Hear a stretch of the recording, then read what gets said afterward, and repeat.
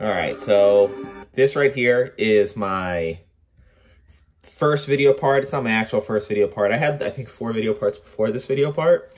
And I did have one part that came out before this. It was the first Dank video, to where it was like, we had a premiere for it and everything. But that was a lot of my throwaway footage from this video. So this is my first video part where I was sponsored.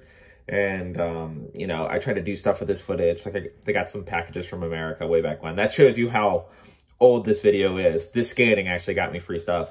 But yeah, I was more into rails back then. Definitely not the skater that I am now. I wasn't like as heavily influenced by so many things back then. I grew up skating very much by myself, and all I would see is like skate videos of people skating handrails. So I was like, oh, that's what I'm gonna do. I'm gonna skate handrails and jump down things. But there was like a few instances in this video where like you can sort of see kind of like the direction that I'm gonna kind of end up going later in like my skateboarding career, which is a really dumb thing to say, but I remember I figured out how to do like Smith kickflips at a skate park, and I remember like being super excited that I, you know, had one of my video part. But anyways, here we go. We're gonna watch this. So anyways, this is the Global Skateboarding Network. That was I used to write for this shop called Charm City, which is what this video part's for. And he tried to do like a MySpace for skateboarders. Facebook wasn't even really a thing yet. Clearly it didn't work out, but that's what the Global Skateboarding Network is. So let's see what we got here. I haven't watched this video part in a very, very long time, but you know, oh yeah, this fall sucked. Yeah, this quality is so low, but maybe is there a way to raise the quality?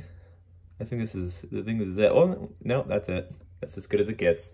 That spot's in Baltimore. Actually, most of this part is in Baltimore. And this is Philadelphia. Look at that. Look at that long black hair. I dyed my hair black because I lost a bet.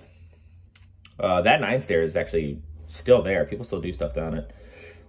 This is in Bel Air, Maryland. This is when I used to skate with Skatology guys. He took me to this bench spot. I wish I skated that later in skateboarding. But I actually knew how to skate ledges. That Smith kickflip was a big deal to me. That is a 16 stair with no run up. Definitely one of the scary rallies I've ever done. That is an abandoned skate park. So that used to be a skate park, and then they buried it. Like, they literally bulldozed like dirt and stuck it in the thing to like close the skate park. And it was like years later, skaters found out that there used to be a skate park there, and skaters went and dug it up to make it like, it's not, I mean, I guess it felt more like a street spot because it was all like broken up and there was like huge cracks across it. And there was like a little battle between skaters and the people who owned the property for a minute of, they'd bury it and the skaters would dig it up and then they'd bury it. And I think eventually they broke up more of the concrete, but I want to say there's still a section of it that is skatable. But yeah, it's a skate park turned street, very rare. This is in front of Charm City. That ground was awful. That was my first Peter Blunt though. Front people to fakie. A really gross 360 flip. That spot was cool though. First time I ever did a salad on a handrail. That rail right there. See if I can back up a little bit more. So this rail right here was actually absolutely perfect, but no one ever skated it because the run up was so bad. It was like so bad that you literally couldn't pop off of it. Like, it was like blacktop that had just been worn away. Like huge deep gouges of each like section of where like the rock under the tar is. It was really bad.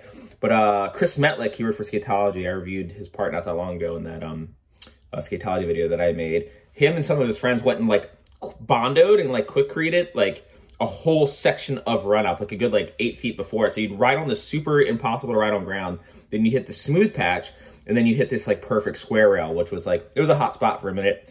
I think notable tricks, Sean Powderly did like nollie heel board slide, and people got down on this rail. I only got to skate it this one time though. No, that's not true. I think I Smith 180'd it later. This rail was like the best rail ever. Look, heel side 50-50s. I used to do back 50-50s a lot back then, but I'd go heel side. And I actually stopped doing back 50-50s. I don't know if you heard this. I told the story in another video. I like sacked my board. That was really nasty. Look at that hat. Look at that hat. I thought it was Sherlock Holmes, but was an idiot. Worst kickflip ever. There's a good example of my kickflip progress right there. You see that? That double set's actually kind of big. And the run up, like back here, is like you run up like a ramp, and then it goes flat and then goes down, but there's a wall. So you literally have to start at the bottom of the ramp. You can't swerve in or anything. So no one skated this double set that I know of before I did. And I remember it was like a big deal that I did something that wasn't ollie down it because it's like kind of long and the run up sucks. And then like a little bit later, my friend Tyrone like nollie 180'd it, which skating at nollie, fakie, or switch is physically impossible, but he did because Tyrone's the best. But yeah, really disgusting kickflip. I never back 5-0 rails. I don't really back lip rails that much anymore either. I definitely don't back Smith rails anymore.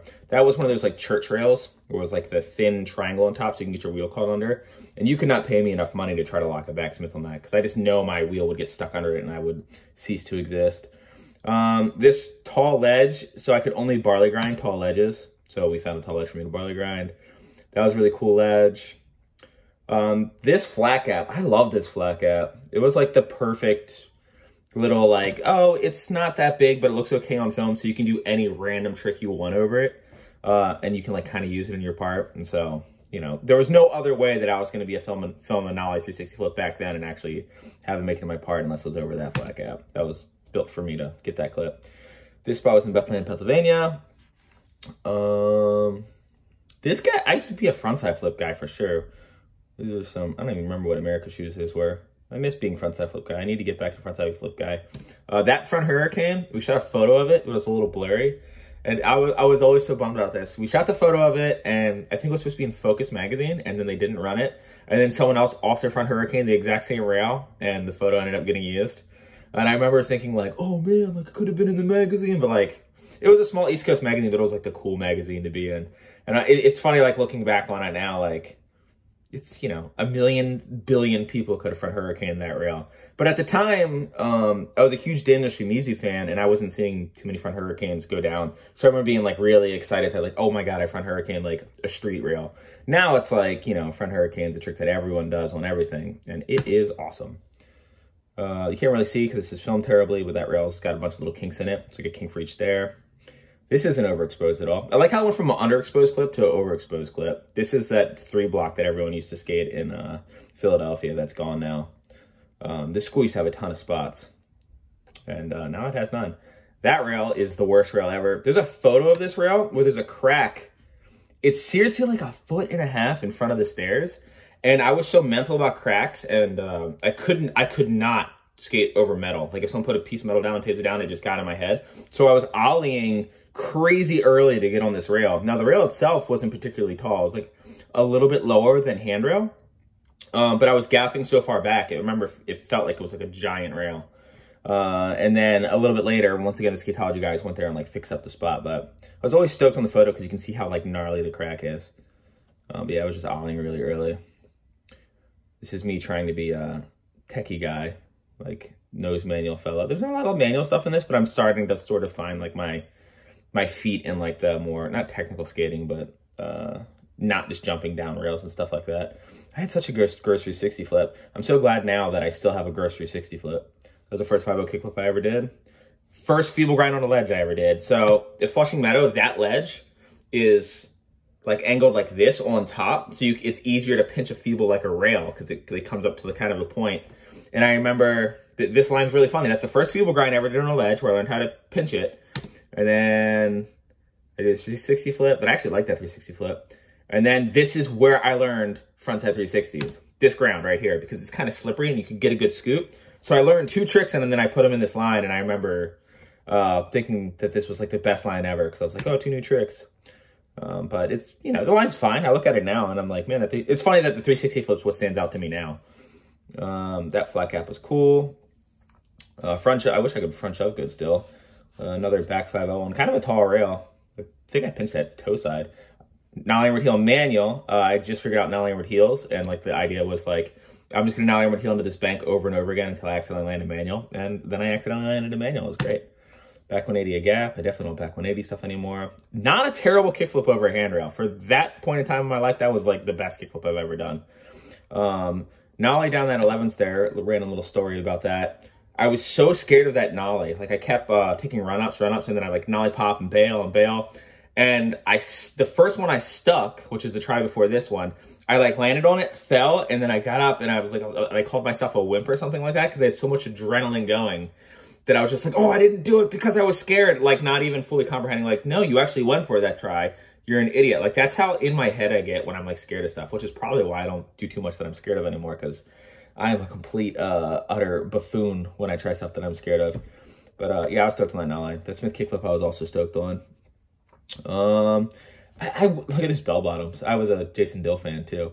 Backsmith on a handrail. I remember this rail, that rail right there, this ground, this red ground is no cracks in it whatsoever. So the run up and landing is perfect. And the rail itself was like a little bit taller, but I remember the first time I went to the rail, not to flex or anything, I'm gonna flex on you real quick. I did, I think it was 11 tricks on that rail, all first try. Like I remember I back 5-0'd it, I front saladed it, I front nosed it, I front smithed it, I back lipped it, like all these tricks that a lot of them I don't do anymore. And then I remember I backsmithed it first try, and then I filmed this line and then landed the backsmith first try too. And the trick that I struggled with was the front blunt on the bench before it. It had these grooves in it and it gave me flat spots. And it was very apparent because the ground was smooth. But that was like my proudest handrail moment. I actually want to go back to this rail. I want to try to do something else because the kink's really mellow. The kink kind of like swoops instead of, like it's not abrupt. Here's a funny story. So half cab flip into that bank. I remember I also fakie big flipped into it, and I was so confused. I was like, fakie big flip is better than half cab flip. Why are we not using? And Josh Holtz was one who was just like, yeah, fakie big flip looks gross. Half cab flip's like more tasteful, and it's just a trick into the bank, so you might as well go with something tasteful. And I remember that was one of the first times that it was explained to me, like, yeah, like the harder doesn't mean better always. Now, if you do a really cool looking fakie big flip versus a really cool looking half cab flip, depending on how they end up looking, you can choose between the two. But a baseline half cab flip versus a baseline fakie big flip into something like that, almost always half cab flip's gonna take the cake. It's just a little bit more tasteful. As silly as that sounds, it's true. This little duck under the handrail in the manual. This is, you know, obviously like some Louis Barletta inspired line. Years later, I had like ducked under the nose manual. Pole jams were really hot back then. And that was a really cool one because you get to go over a gap. Shove a lip slide on a handrail, pretend you didn't see that. Basically a rock and roll with your truck locked. That was a super random trick. I'm actually stoked on this one, this ollie up manual. Doesn't look that big on film, but that gap up and gap out's pretty big. That gap is pretty big. Recently, I think it was Chris Weimer. He just kick flipped it and barrel heel flipped it or something. He did something over it afterwards, but the run up was kind of crappy. I think this is the front shove. God, I wish I like still could front shove down stuff. I frontside flipped that double set too. I wish I could still frontside flip down stuff. It's when I first figured out that trick. I actually learned that trick at that spot.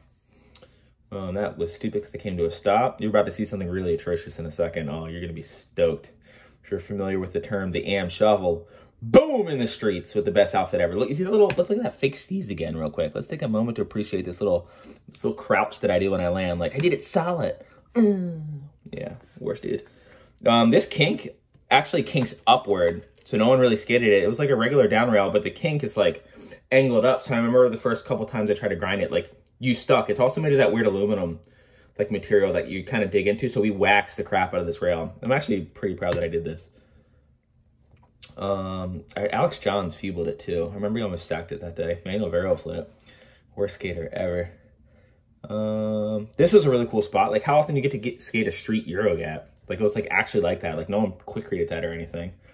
A frontside flip that was filmed pretty terribly. Skate park footage. Wooden skate park footage, mind you. I didn't really know too much about transition skating back then, but I was trying. I think I do front shove back 5-0. Probably the only time I've ever done that trick. I remember landing that ollie hurt really bad. I got like heel bruise from landing it. This double set, the run up and landing was absolute garbage, but the double set was relatively small. Like the flat wasn't that big, so we still skated it all the time. But that brick landing is like god awful. Like it's really rough. People I think still skate it to this day. And then this right here, blunt slide to nose manual. That was like a very creative trick for me at the time. I had learned blunt slide pop outs, and I don't remember what made me try it there that day, but I remember I had the idea because I did a blunt slide. It wasn't even a pop out, but I went off the end of a ledge and we had a piece of wood that we would just try to land in manual.